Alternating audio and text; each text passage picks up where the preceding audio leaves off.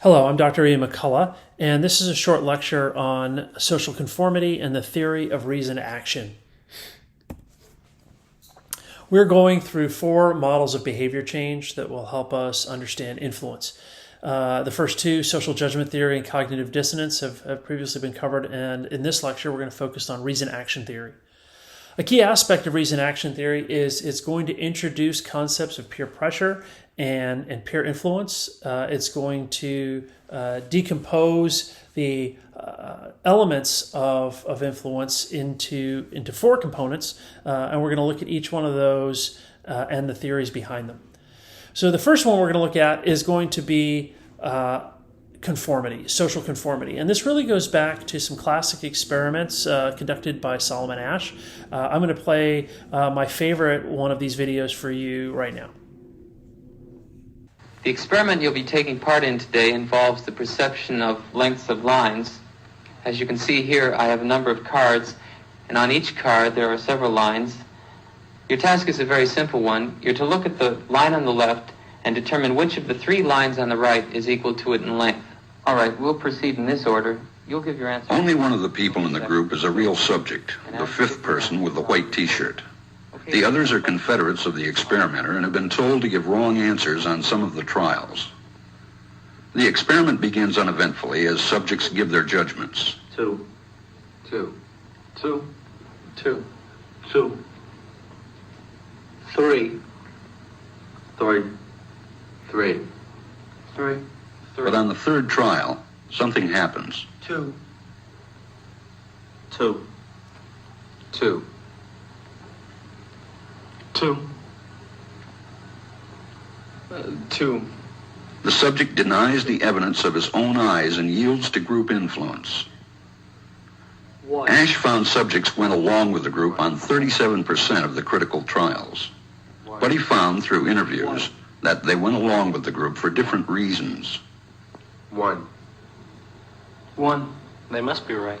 There are 4 of them and 1 of me. 1. This subject's yielding is based on a distortion of his judgment. He genuinely believes that the group is correct.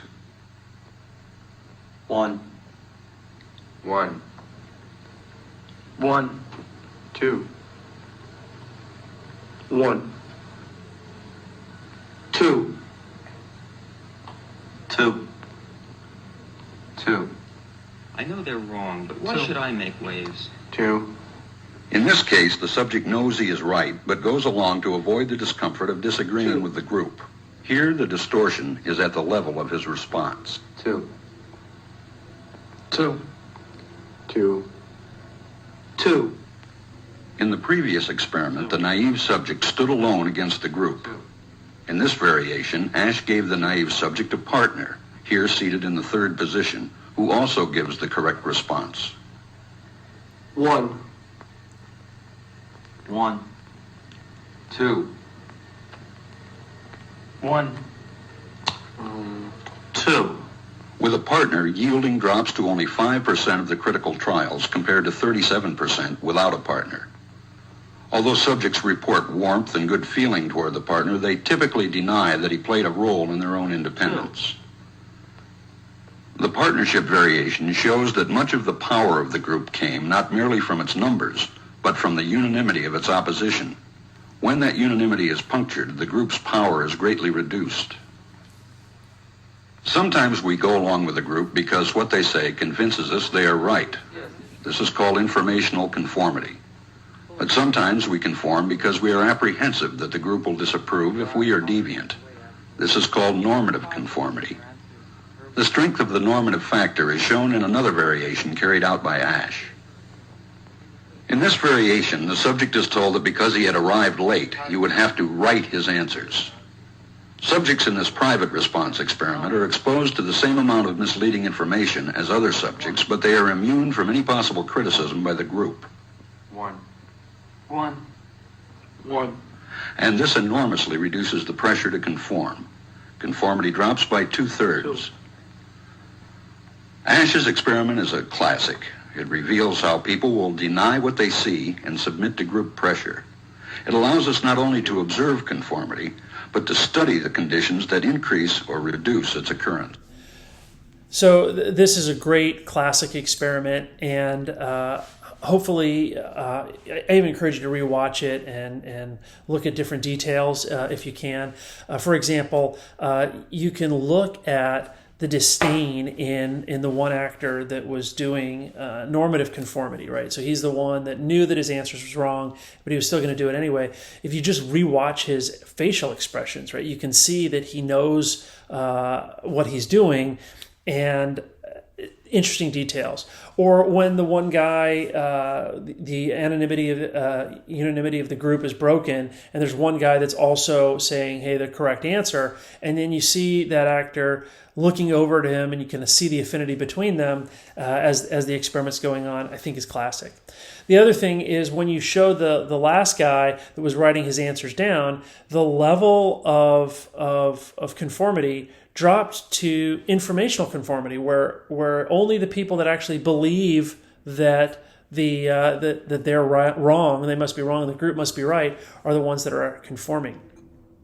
So when I showed this in one of my classes a number of years ago, I had a student that was thought that was the coolest video he'd ever seen. He said, that is great. He was a platoon sergeant in the U.S. Army, and he said, I'm going to do that on my platoon tomorrow. And I'm like, Nick, you can't just go do that on your platoon tomorrow. And he goes, oh, yes, I can. I'm a platoon sergeant. I'm in charge. I'm going to do that. I'm like, no, there's ethics and experiments. There's, research methods. There's like a lot of other things that are going on there. He goes, no, you don't understand. I am a platoon sergeant. I'm going to do it. I'm going to test this out myself. So convinced that he was going to do it, I said, well, hey, let's at least make it interesting. And so we changed the conditions of the experiment. So instead of looking at lengths of lines, in the military, part of your promotion, there's a section that involves basically military trivia. Questions about your uniform, about the maximum range of your rifle, about where building 1 is on post, various different types of trivia. So we got one of these study guides, and it's not uncommon for the unit to take time to study for the promotion board to help soldiers be successful. So we use that as the context for the experiment. He put a change in the logo on one of the slides to indicate the questions where people were supposed to agree on the wrong answer, and he converted it from open-ended questions to multiple choice so that you could kind of have these questions. And so in this experiment, he had social network data on the platoon that he was on his platoon that he had done from a previous course that he had with me. And so we can size them by their relative rank. So the larger the dot, the more senior the soldier was. And then we identified, based on a variety of different centrality measures, green nodes here that are meant to be central actors, and the red nodes were meant to be peripheral actors. And so the question was, is there a difference in the level of conformity between central actors and peripheral actors in an Ash-type conformity experiment? Now, I was telling you we were using board questions, so I feel it's important to throw my favorite question, a trivia question, which is, when is a tourniquet applied to a neck wound? Now, if you're not chuckling at that question, you probably don't know what a tourniquet is, because it's pretty funny. A tourniquet is if you have an artery that is bleeding out, you might wrap something like a belt or something around there and twist it to cut off blood pressure to prevent that spinning out. Well, what happens if you do that to your neck? Right? You're going to asphyxiate the person and you're going to kill them, right? So the correct answer is never. But the question is, under what conditions might somebody actually answer a wrong or provide a wrong response? And so what we found in this first experiment is that the green actors, one of those actors conformed to 2 out of 15 questions, but the others didn't conform at all. They always gave the right answer. The red actors conformed between 13 to 15 times on those questions. So we saw a significant difference. Now, I did get IRB approval, which you'll learn about next module. So we had all of our ethics accounted for. We replicated this experiment across a variety of military platoons, and we found that there was a significant correlation between the centrality in a social network and conformity. And what it means is that actors that find social acceptance and feel accepted by the group have less pressure to conform than people that are peripheral and actually seeking group validation. And so Ash studied the basics of social conformity. His student, Stanley Milgram, you might have seen the movie Experimenter, found that if you had somebody in an authority position or an expert position, right, like you give them a lab coat, they can actually get as much as over 60% of people to conform with directions. And what this shows is you can get closer to 85% explanation of conformity based on position in a social network. So the correlation in this study was 0.84. So the less central you are, the more likely you are to conform to group pressure. Now, and that is a statistically significant difference. I extended the findings we did on social conformity in military units to a large study focused on understanding the onset of PTSD and depression in soldiers. So what we did is we were able to survey all soldiers in an infantry brigade prior to their deployment, 2 to 3 months into their deployment, and post-deployment. We were able to measure things like PTSD, where they were at on a depression scale, suicidal ideation, social support, and a number of other factors. And one of the things that we added was social network data. So we asked them who they respected in the unit, and we asked them to name close personal friends in the unit. And so we're able to create a social network like the one you see here on the left. And what you're seeing is each node, each dot represents an individual, and if they reported a friend, somebody else in the unit, then there is a directed link to that friend. The black dots, we didn't have data, we didn't have complete data all throughout the study, so that's missing. So with these three waves, right, we are able to study what factors contribute to increases in PTSD, depression, and suicidal ideation. And what we found was a surprising finding that the most significant factor predicting the onset of any of these comorbid mental health issues was isolation in the social network. So people that are peripheral are much more, and don't have social acceptance or friends in the unit are going to have increased risk of mental health.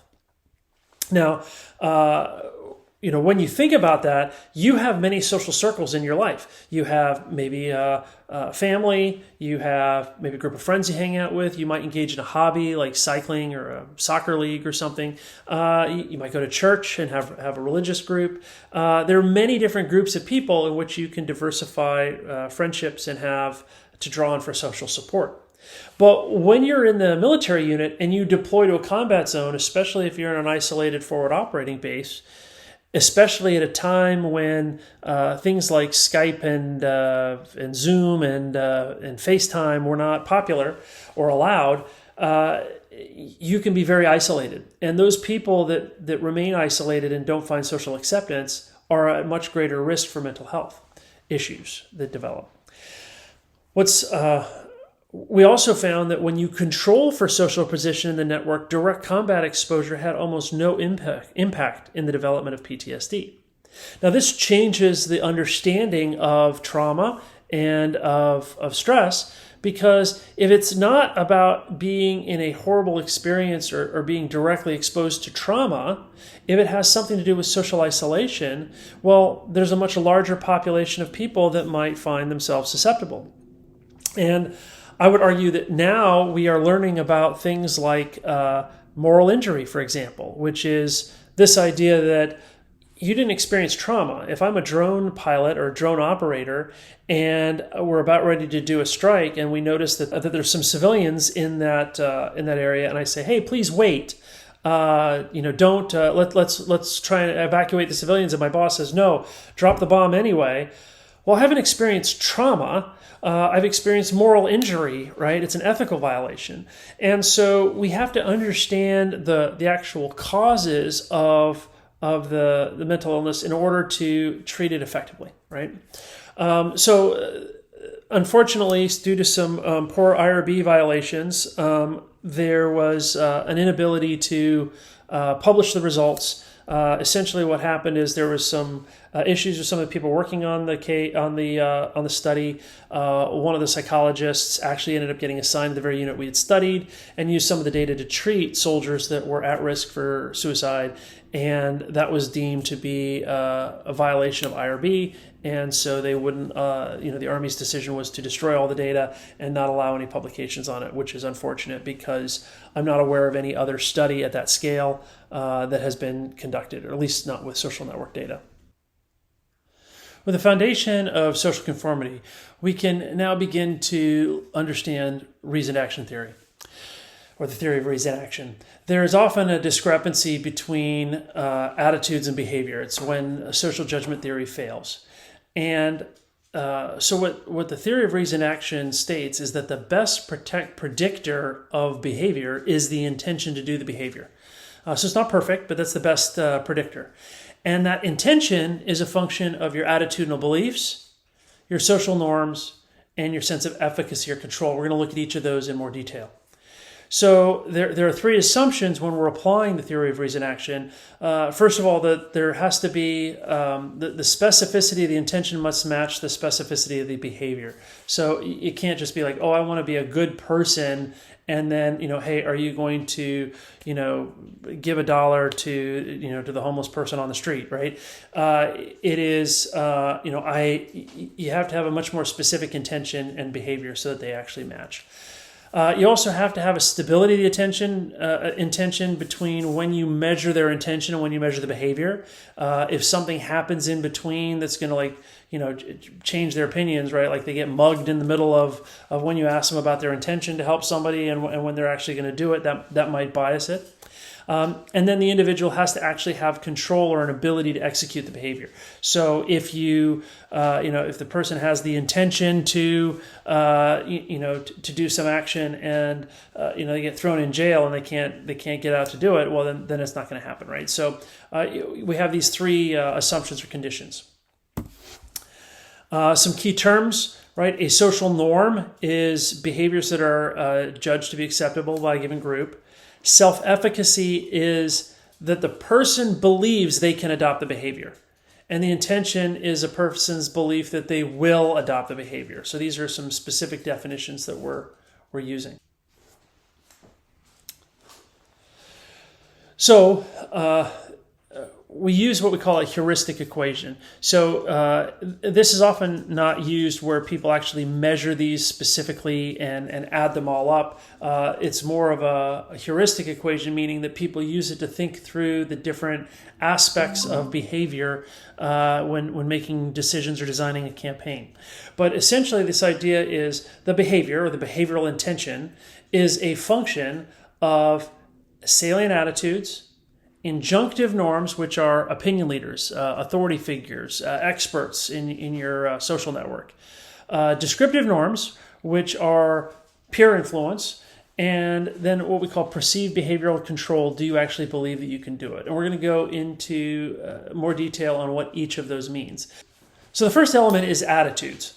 So there are a set of attitudes that people have on a particular behavior. And we're talking about salient beliefs in that your views of your attitudes towards the National Football League and how awesome the Steelers are probably doesn't have a whole lot to do with the behavior of whether you're going to smoke or not smoke, right? So the beliefs have to be relevant to the behavior. But there are a number of beliefs people might have on that behavior. So, many people may think that smoking would cause cancer in the future. But they also might think that it helps them reduce their anxiety or reduce their, help them have better weight control, right? And so there's also an evaluation about whether the behavior is good or bad as it relates, the belief is good or bad as it relates to the behavior, right? So, hey, smoking causing cancer, that's bad. Smoking helping me stay skinny or reduce my anxiety is good, right? So as we sum these over, if there is more goodness for the behavior in terms of your beliefs than badness, then you're going to be more likely to do that. This is almost where your attitudinal beliefs and your behaviors tie together like cognitive dissonance. This is where these are kind of similar. So, as I said, the attitude must be relevant to the behavior. You can do various different tactics to use attitude as a way to change behavior. For example, you might want to introduce a new belief. What if you told somebody that their significant other was going to think they're gross if they, if they continued smoking, right? That's a new belief that might tip the equation to change behavior. You can change the evaluation of current beliefs. So you think that it's going to, smoking will help you remain skinny.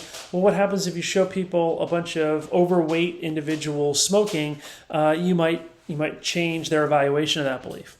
Or you can affect the relative weight or importance of beliefs. So, you think it's going to give you cancer, but maybe it's not a prolonged healthcare issue. Maybe it's going to help right now, today. It's going to affect your ability to do sports or be as fit. So there's looking at just that component of attitude. There's a lot of different things we can do to change behavior through attitudinal beliefs. The next element is injunctive norms, and these are normative beliefs held by important actors, again, that is relevant to the behavior. There's also your motivation to comply with norms, and so that motivation might be your respect to the actor, it might be, or to the type of actor, or it might be in comparison to other competing motivations that you have. So we can look at the beliefs that important actors have, and these are not necessarily celebrities. They could be probably friends that are close in your personal network or somebody that you respect. Those will have greater influence or greater motivation to comply. These are opinion leaders. Motivation to comply is rarely measured effectively in these studies outside of an experimental laboratory type environment. It's very difficult to do, but it doesn't mean that we shouldn't try. The next type of norm is similar, is descriptive norm. You'll look and see that the equation is very pretty much the same, right? It's that normative belief and your motivation to comply with that belief is what makes up your descriptive norm. But the difference is, instead of looking at an opinion leader, you're looking at the collective group. What is the general cultural beliefs of that social network that you're embedded in, that you think? And by cultural beliefs, it doesn't have to be some lofty thing, right? Organizations have culture. Your church small group has a culture. Your office has a culture. Your family has a culture, right? These are the kinds of beliefs and attitudes and views that they have. You're going to have this pressure to comply, as we saw in the network conformity experiment that I discussed earlier. And then the last one is this idea of perceived behavioral control, which is the belief about whether the group actually has control, the belief about it, and what's the probability that the group can actually accomplish the behavior. This all gets into efficacy. Do you feel like you can be the hero in your own story? Can you actually make the change? If you feel it's somebody else's responsibility to make a change in your situation, then your likelihood of change, your likelihood of behavior change, essentially goes to zero if you don't feel like you have the power to make the change. So that's the behavioral control. And so when we look at this equation, and we want to understand how we can actually present an influential campaign, then this could be a campaign to have some type of consumer behavior. It could be some sort of public health outcome. It could be countering disinformation. Each of those elements, right, we have the ability to survey or collect data on target audiences that we want to influence and estimate those mathematical weights. And what that's really saying is, what's going to tip the lever in the direction that you want it to go? What's going to actually be the biggest opportunity to change behavior? Should I focus on attitudes? Should I focus on opinion leaders, peer pressure, or efficacy? And that's the first key question we have to have when we're studying an audience and understanding how to actually achieve influential outcomes. A lot of times we subjectively estimate these factors and we don't actually collect data and measure it, and that's fine, and that's okay. What it allows us to do is take the theory. We can look at different measures. So I would argue that if you want to understand attitudinal beliefs, you've got to do some sort of opinion poll or market research in that way. if you want to understand norms, you have to have a social network. You need to not just ask people who you think is an opinion leader. You need to look at the measurement of friendships and respect networks and advice networks, and you need to identify who's actually central in that network. Those are the informal leaders that are going to carry more weight. We also want to look at clusters so that we can then understand subgroup behavior and attitudes to understand those descriptive norms. And then efficacy would be measured in much the same way an attitudinal belief would be. It's just the questions are different and they're focused on your efficacy and your perceived behavioral control.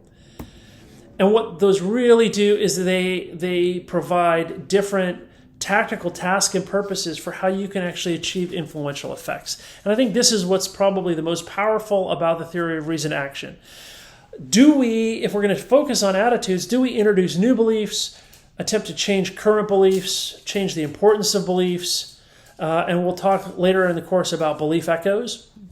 If you want to affect opinion leadership, do you attempt to co-opt and get a current existing opinion leader on your side? Do you try and take somebody that has the same beliefs and attitudes that you want to promote and try and amplify them, or create an opinion leader by helping shape the network structure, visibility?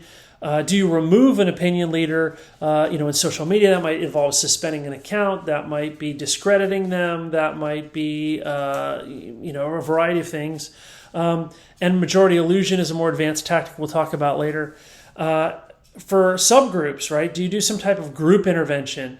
Do you try and connect a couple different subgroups to kind of reshape those opinions and what that means? Do you try and fragment the groups? Do you try and diffuse rumors?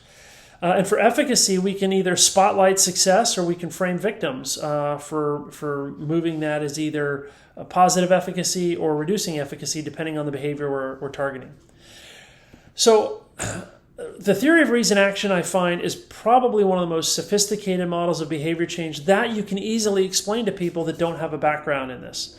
And so what we have covered now are three of the most basic models of behavior change, and they should help us reason about influential campaigns and give us insight in where we can actually test some of these things to see how effective we're being with our campaigns. I'm Dr. Ian McCullough. Thank you for listening.